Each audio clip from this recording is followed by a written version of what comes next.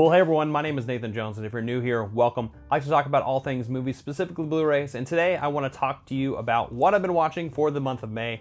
Now, I recently put up a video where I was talking about the last half of the alphabet for the ABC Movie Challenge. I recently did that challenge to where I watched films from A to Z with a different title, and I did all that for the month of April and May, right? And that was a fun journey, but it's also it was a stretched out one, of course. And I didn't only just watch those films, right, for the month. And there was quite a few other things that I watched during the month of May, and it's been actually a blast. I've been revisiting a lot of older things, and you'll see what I picked up and what I watched for the month. So I have a lot of different thoughts on a lot of different things, and some of these things that you might have heard me mention, but I didn't explain in detail until now. So let's jump into what I've been watching for the month of May. But before we do, I want to know down in the comment section, what have you been watching for the month of May? I would love to know in the comment section down below. All right, first and foremost, I actually was able to watch the Shop Around the Corner. I recently just talked about this actually in my ABC Movie Challenge because I watched You've Got Mail for the first time. And of course,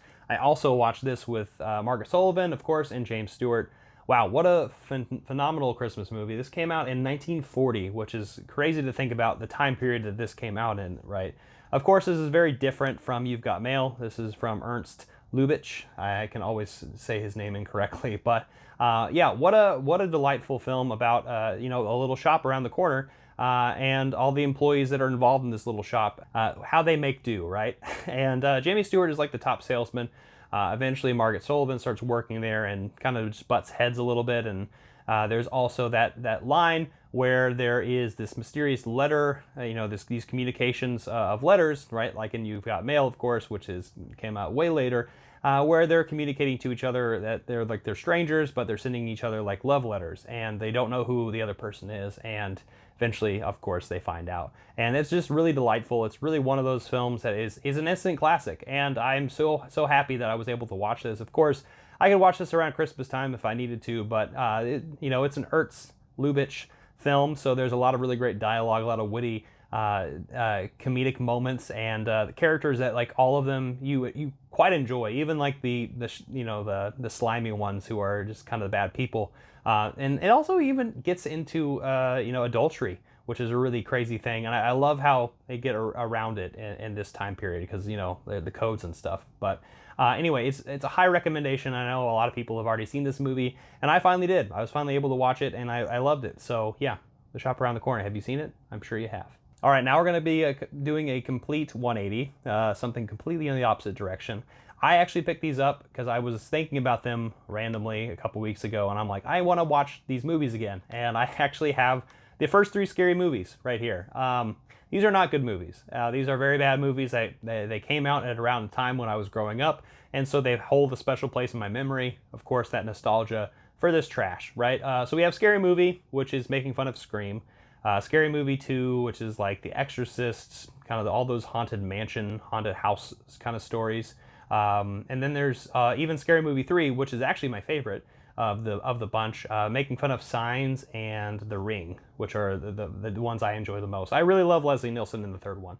That's actually my favorite. Of course, you got Anna Faris and Regina Hall as like our mainstays in all of these films, and they're just delightful to watch. But these are just terrible, spoof movies, and this is like the ones that like started a lot of the spoof movie syndrome. But I had a really good time with it. I watched Scary Movie again. I enjoy Scary Movie. I think it's actually a pretty decent, low budget, like kind of spoof movie. I think it's a lot of fun. There's a lot of really goofy moments. I love the Ghostface, what's up phone call. So anytime I hear what's up, I always think of Scary Movie on the other line, and it just cracks me up every single time. Scary Movie 2, I didn't like it as much. It definitely feels very, very dated. These movies are very dated, first and foremost. But Scary Movie 2, definitely a little bit more pee and potty jokes, which is fine, but at the same time, also some not so great jokes that like hold up anymore. But the third one though, that's where like it hits me the hardest, because like there's like an ever-growing hat. There's a scene where Charlie Sheen is trying to figure out what to do with his wife who's dying. And there's like hot dogs and tacos and all that stupid stuff. Leslie Nielsen with aliens. you know, Samara turning good for a second. There's a lot of really iconic moments in my mind of things that I just find hilarious. So yeah, these movies are, you know, something else. But I definitely wanted to watch something fun, exciting, and also just like turn my brain off for a little bit. So Scary Movie 1 and 3, I recommend. 2, not so much, but came in a triple feature fact right here. So have you seen Scary Movie movies? I want to know in the comment section down below. All right, so this next film is something I mentioned earlier in the Céline Sciamma, so I'm just going to briefly mention it. But I finally watched Petite Mama, and this is actually from Mubi, so this is an import from the UK. I believe I got this from Orbit DVD, so I was able to get it over here easily. I love this movie. This movie came out last year. It's very short. I talked about it, like I said, in my Céline Sciamma video, talking mostly about Portrait of a Lady on Fire, this film, and of course this trilogy behind me. And yeah, I would say point out to more of that in the comment section, or like look in the description down below for more of my thoughts on it. But this movie was delightful. I don't really want to spoil too much about it, but it's definitely about 2 little girls who are out in the middle of the woods, and more or less just developing a friendship with each other and remembering things, you know, from the past and the present, and the future. And I really enjoyed that little aspect of this film, and it's really, really delightful to watch, you know, children just act, right, and play, and that's really at the heart of this film. And so anyway, watch Petite Mama if you haven't seen it. Definitely do yourself a favor. All right, next we're going to move on to a slasher film that I have from Indicator. This is Spy Number 6, actually. So I have the standard edition here, but happy birthday to me, right? A A.J. Lee Thompson film. Wow, what a weird, crazy 6 of the most bizarre murders you will ever see. I was definitely in a slasher mood. I don't know where it came from, but I was like, one night I just like, I want to watch something slasher, and I'm like, I want to watch this film, and I finally did. And I had a really good time with it. It's definitely not one of the best slasher films, but it definitely has some twists and turns that I really enjoy quite a bit. And this is a really cool scene right here, actually on the front cover. Yeah, so this is a really great little Canadian film from 1981, right? It's 110 minutes. It's got some really cool special features, of course. The Indicator always does, which I was able to watch a little bit of, but not too many things on here because it is an early Indicator release. But yes, there is a lot of really rich and you know, kind of, I think, what is it called? The snobbish top 10, right? They're the top 10 kids in the school who have all the money and like are rich. They start dying off one by one in really crazy ways. And there's a really cool death scenes. Like there's a bike, there's a little, you know, poker with some food, right?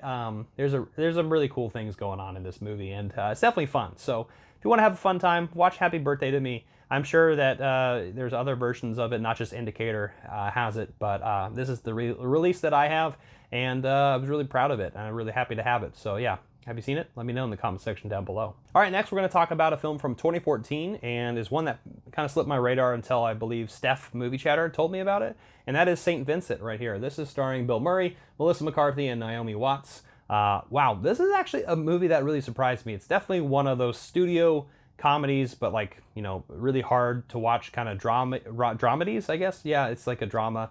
You know, we have Bill Murray, who is just an asshole in almost everything he does, of course, and he meets his new neighbor, who is played by Melissa McCarthy, and their son, and, you know, they just moved into the place. He's kind of a curmudgeon who lives at home and just definitely just doesn't do anything very nice, and eventually he starts taking care of this kid, right? And this kid more or less has a surrogate father now in Bill Murray, and eventually who is you know, Bill Murray right here, Vincent. He also is constantly going to the strip club and hooking up with Naomi Watts, who is more or less a hooker. Yeah. Anyway, but yeah, actually decently wholesome for a lot of the things going on in this movie, and I was actually kind of a little bit surprised here about this movie, and I definitely didn't know much about it, but it had a lot of heart. I really enjoyed it. It's definitely a solid middle level comedy, I guess drama comedy, but yeah, I definitely would recommend it. It's a lot of fun, and there's a lot of really good moments in it. Definitely go check out St. Vincent if you've not seen it. All right, next is a film that I have not seen since 2003, so it's been almost 20 years since I've seen this, and I have the 4K of this. I actually got it from groove.com. I think it was, last year near that, the fall sometime. But I have Hulk, Ang Lee's Hulk. Wow, what a weird trip to go back in time with that. But Eric Bana is playing Hulk, of course. There's a lot of really great people in this. I love Sam Elliott as the General. Jennifer Connelly, of course, is in it as well. Josh Lucas and Nick Nolte. Yeah, what a stunning cast for such a bizarre film. The crazy thing about this movie is I actually remember more memories of going to Universal Studios around this time, because I think around 2003 or 4, I went to Universal Studios with my family, the first and only time I've been, and I remember that Hulk ride, or maybe it was Six Flags. Blanking, I don't know, but regardless, I remember a roller coaster with the Hulk, and watching clips of the movie, and going on that roller coaster. But this has actually been critically reevaluated by a lot of people. This is actually a pretty good Blu-ray, 4K. And I actually quite enjoyed this update. Of course, the CGI is not perfect, and you can definitely, with a 4K release, you can definitely see a little bit more. But the HDR makes it a little bit better. You can see those darks and the pigments of the skin a little bit better, which is kind of cool, right? It's kind of cool to see that. But of course, you can see that green screen kind of effect as you're watching this film because of product of its time, right? But it's definitely worth a rewatch. And so if you haven't seen this film in a long time, I definitely would recommend doing so because it was definitely a venture. It could have been cut shorter a little bit, of course. There's a lot of, I think the reason I didn't like it so much when I was a kid is because there wasn't really much action. It was mostly a story. But now watching it as an adult, of course, all these years later, I have a new appreciation for it. So yeah, Hulk. Have you seen it? Hope you have. All right, next is a film from John Carpenter, and another one that I hadn't seen before, but I finally did, and I was like, wow, this was actually a lot of fun. And I'm talking about the 4K release from Scream Factory, Prince of Darkness. Wow, really, really enjoyed this movie. This is a weird combination of sci-fi and faith and special effects, and it's really cool. They're all in like one location of like this old abandoned church, trying to figure out this weird phenomena. And it is literally all over the map. I mean, how do you explain this to somebody? I mean, if you've seen a John Carpenter film, if you've seen like Big Trouble in Little China meets The Thing meets, Assault on Precinct 13, that's what like all this thing is combined. But it's an alien movie, but also demonic. And there's a lot of really cool sequences in this movie. I really love the scene in the parking lot, of course, with a bunch of rats.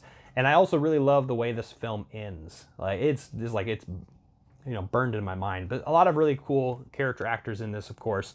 It has Donald Pleasance in it. It has Lisa Blount, Victor Wong, who I love in this film, and then also Jameson Parker as Brian. But yeah, this was actually a lot of fun. This came out in 1987, which is one of my favorite film years of all time. Like I've mentioned that before on the channel. And Prince of Darkness, I can add that to that list. It's an incredible 4K from Scream Factory, and I highly recommend it. I got it on a really great deal too. I believe it's still on sale for not too much money, a little under $20 or something along those lines. But yeah, incredible film. I haven't been able to watch all the special features, but there is, of course, a lot on the Blu-ray disc that comes alongside with this one. But yeah, phenomenal release, and I'm super happy to finally have seen this movie. There's still a few John Carpenter films that I have not seen, like In the Mouth of Madness, and a few of his other, not so great films, but eventually I will watch them.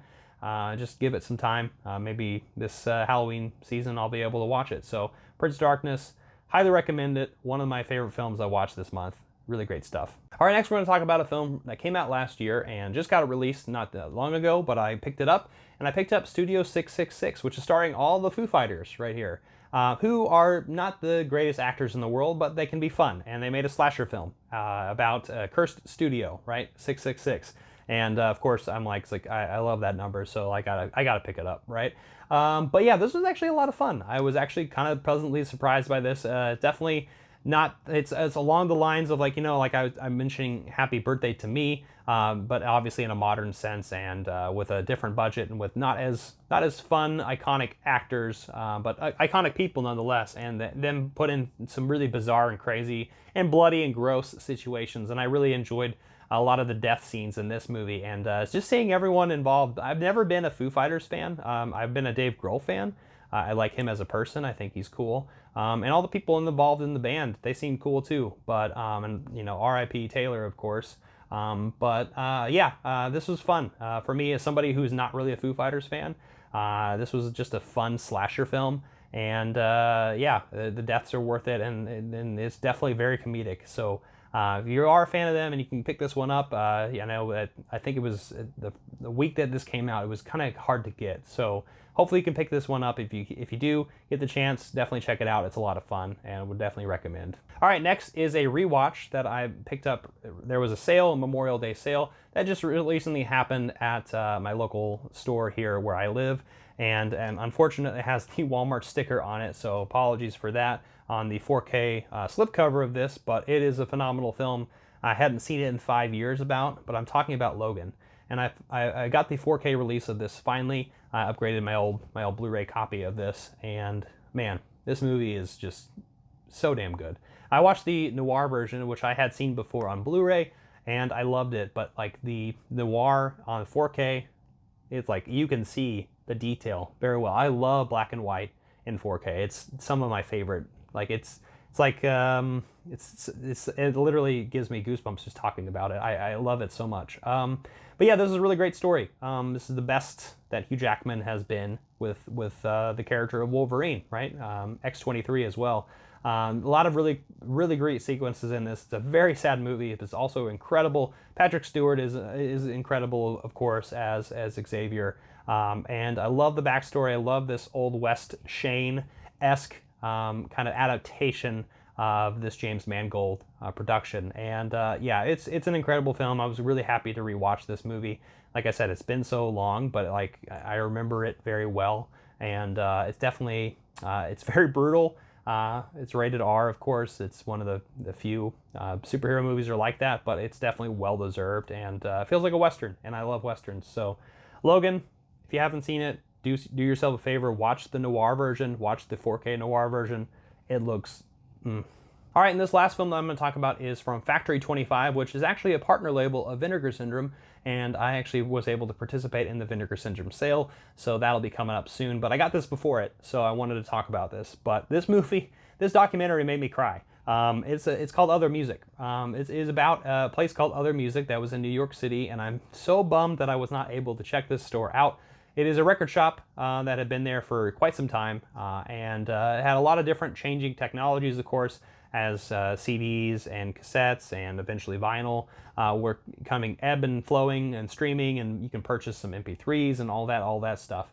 But Other Music, this just brought me back. So a little bit of background about me is I actually used to work at a record store here locally where I lived and where I live, right? I'm still here, but the place is gone. That place, I have such good memories of that place. Is one of my favorite jobs of all time. It's this meets Empire Records meets High Fidelity, right? I mean, the show or the movie, right? Which I also saw the show. That's another thing I can mention is I watched High Fidelity on Hulu, and I really loved it, and really wish that they didn't cancel it. Zoe Kravitz is phenomenal in that show. So check out that Hulu show, seriously. If you like records and just like hangout shows, watch that one. Really great stuff. But yeah, Other Music, going back to this documentary. Wow, what a great documentary. And like I said, it was very personal for me, just seeing the evolution and what this means for a community. That's what this whole thing is really about, this documentary. It's really talking about community in general and just how a place for people to kind of enjoy a certain medium, right? Like what we're doing right here. We all enjoy film, right? That's why we're watching this. It's the same with music, right? So physical space for music. It's different than just going online or maybe clicking something on Spotify or something along those lines. It's different. They don't have places like this everywhere in the country anymore. I'm lucky enough to have worked at a record store, and that was an incredible time in my life, and I miss it. I miss it a lot. Definitely doesn't pay the bills, but it was certainly one of my most favorite jobs because I was the purveyor of the types of music that somebody might come in and be like, "What are you playing right now?" Like, I really like that, and that was one of my favorite aspects of my job, right? To get paid for that. That was really cool. But this documentary, incredible. I highly recommend it. I know that the Vinegar Syndrome sale had just finished, the halfway to Black Friday sale, which I'll be talking about later on, so I might bring this up again. But if you haven't checked this movie out, this documentary, Other Music, certainly do yourself a favor. If you want to get yourself this particular disc, it's great. It's a great little slipcover, of course, the limited edition from Vinegar Syndrome. Right there is the documentary. A lot of great special features as well. You know, it's got some deleted scenes, which I watched, and that was a lot of fun. A trailer and a commentary from the filmmakers, and a 32-page booklet on the world history of other music. So, yeah, great stuff. And yeah, this is what I watched for May. Besides my ABC movie challenge, I went a little long on this one, but I wanted to showcase what else I've been watching for the month. So let's go into June, talk about some martial arts, and yeah, go from here. So thank you so much for watching. Let me know what you've been watching down in the comment section down below. I'd love to know. Thank you again. Like, share, hit the notification bell, subscribe, and we'll see you next time. I'm not jonesing around.